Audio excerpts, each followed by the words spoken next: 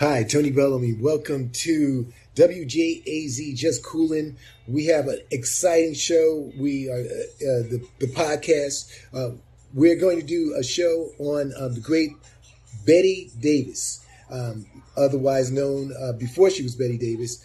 She was a jazz funk rock singer. She was born July 12th, 1945. She says 1944, July 26, 1945. And who was Betty Davis? She was a funk rock singer, model, and songwriter primarily. Okay, she began songwriting as a child at age 12 and grew up in Pittsburgh.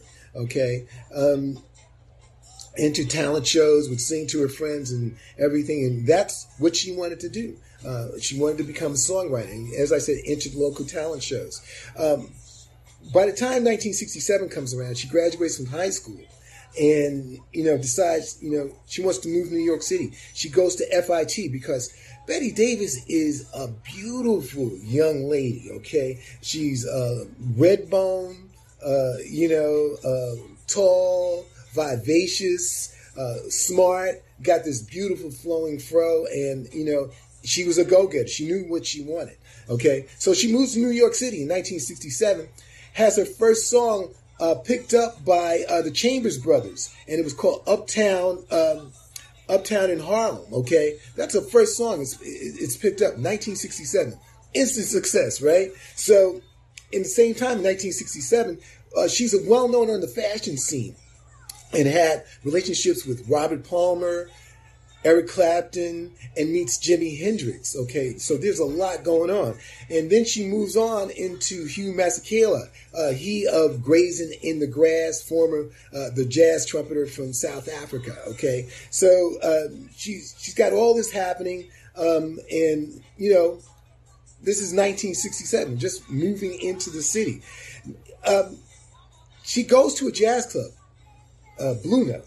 And Miles Davis is playing. She meets Miles, didn't like his music, but loved his shoes, okay? And, they kind of strike it up. But here's the thing. She loved his shoes, okay? She follows Miles Davis that night up to his West Side apartment, West Side home, and knocks on the door. So he answers along with Cicely Tyson. And she tells him, supposedly the story says, that when you get rid of her, I'll be back. Whoa, that was Betty Davis in your face, okay? So she leaves Hugh Masekela, begins a relationship with Miles, and, she's 24, Miles is 42, okay? And Miles marries her, okay? He marries her, okay? Miles, at the same time, she's influencing Miles to get more into a rock image and into fusion. So she throws out all of Miles' suits, okay? Tells him he should start dressing more like a Jimi Hendrix, more like a Sly Stone. And Miles goes with it, okay? And at the same time, he's starting more interest into the fusion world. All right. And she's really influencing him. Miles is influencing her, telling her at the same time that she should stop writing and start performing her own music. All right. So Miles has this album called Fulays de Kilimanjaro, has Betty Davis as the cover. No surprise, because he did the same thing with Cicely Tyson. All right. So this young lady's got a lot of things happening. He's 24, he's 42, 1969. Well, guess what? They divorced. No surprise, okay? But before that happened, she influenced Miles, as I said, into the fusion music. Miles comes out with this album he's going to call Witch's Brew. She tells him, call it Bitch's Brew. Miles said, yeah, you know that? That'll work. And so the rest is history, as they say. So, as I said, 1969, they get a divorce. Miles said because he accuses her of having a relationship with Jimi Hendrix.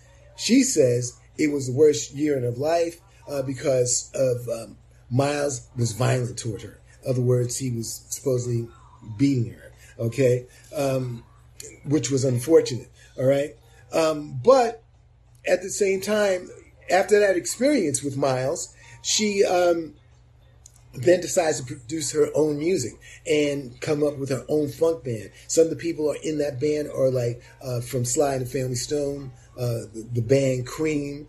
She's got some top musicians recording her. And by the way, Miles does the arrangements for some of her music. Matter of fact, her first album was 1973 was Betty Davis. 1974, They Say I'm Different, and 1975, Nasty Girl. Now, Betty Davis said she's going to put her whole soul and everything into producing these albums. Now, you got to say when you hear some of these songs, They Say I'm Different, Nasty Girl, Big Freak, that maybe she could have been talking about Miles and something. I'll never know. When I first saw Betty Davis in 1975, it was based off of Nasty Girl. And I remember seeing that cover. I said, whoa.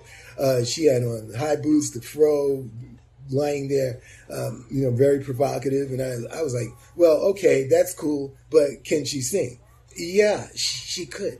And her music was way ahead of its time, very, very funky. But to see Betty Davis, and I just said it, you had to see Betty Davis perform. She had on these high-heeled, boots that stretched up. Okay, fireman boots, I guess you would call them. And then she had on shorty shorts, fro, earrings, and she used the microphone gyrating across the stage. And, the audience was in awe. Some people said, whoa, what is this? Guys were dropping down but some of the audience was in awe. Some, whoa, what is this? Now, with all this going on, the record executives didn't dig what she was doing. Okay. They said, you need to change your clothes and fit in and be more Diana Ross like, because this is too much in your face. Betty Davis was a very independent woman. Okay. She's ahead of her time. She would say, no. But at the same time, the NAACP was protesting against her and telling black radio stations not to play her music. Okay. And, so they didn't. Okay. Black radio and Soul Train wasn't calling. So Betty Davis was not getting the success she needed, in the USA. Now, Betty Davis once said, stars, starve and suffer in silence. Okay. And, she became, very disillusioned about the music scene. And at the same time, her father passed away. So she returned back to Pittsburgh. 1975, dropped out of the scene, had a nervous breakdown, and was, some say, walking around in slippers in Pittsburgh, and with white makeup. And her mother had her committed to a psych ward. Okay. Eventually, she recovered, which was great. All right. And she decided to go back into the music industry, recorded in Japan. Like a jazz musician, she was trying to get something else happening, but it didn't work out either. So 1980, that was. Betty Davis just completely dropped out of the scene for 35 to 40 years, okay? Up until a British film producer who had heard her music, her performances were legendary, and, said, wow, what happened to Betty Davis? That was, who had become the Greta Garbo, completely disappearing, okay? So he finds her and convinces her to do interviews, and he does this movie called They Say I'm Different, which was the title of one of her albums. Comes out in 2017. Okay, Betty Davis, when you see the movie, if you ever do, you should. You see that she has changed. Things are not the same. I mean, she's living in a senior apartment, a real low-key life. Not the rock star, former rock star looking, but, she's gone through some things. And, but needless to say, that's the documentary. The other side was, the other point I made, I also looked into information called Tours of a Tour Bus about Betty Davis, which was kind of funny. It was an animation, and it talked about how Betty Davis was, and it was funny. One part it was that she had an interview, and said I'm a nasty girl in the album, and she said, yeah, I smashed a few guys, so what, Betty Davis did not in her music ever say she was the victim Okay, she was not the victim. She was telling you, this is how I feel, and this is what's up. Okay, but at the same time, it was a little too much ahead of time before Grace Jones and and all the performers that you see today. She was doing that back in the early 70s. Packing clubs, traveling, and it just wasn't happening. As I said, black radio, the executives were against her, and she just, NAACP, all of these different things were happening for Betty Davis, okay? But she was an incredible musician, okay? Besides the lifestyle, her music was incredible. I would tell you to see the documentary, They Say I'm Different, which was released in 2017. It's worth it to see. Betty Davis now lives a quiet life in Pittsburgh, okay? Not many people knowing that they have an international, I would say a superstar. She contributed to the music greatly. I hope you get a chance to check out Betty Davis, and I hope you enjoyed this show about Betty Davis. It was thought-provoking, and her music was just as incredible. As I said before, you see, They Say I'm Different, I'm Nasty Girl, and Betty Davis, all albums. She also released another album in 1979. It was finally released just in the 2000s.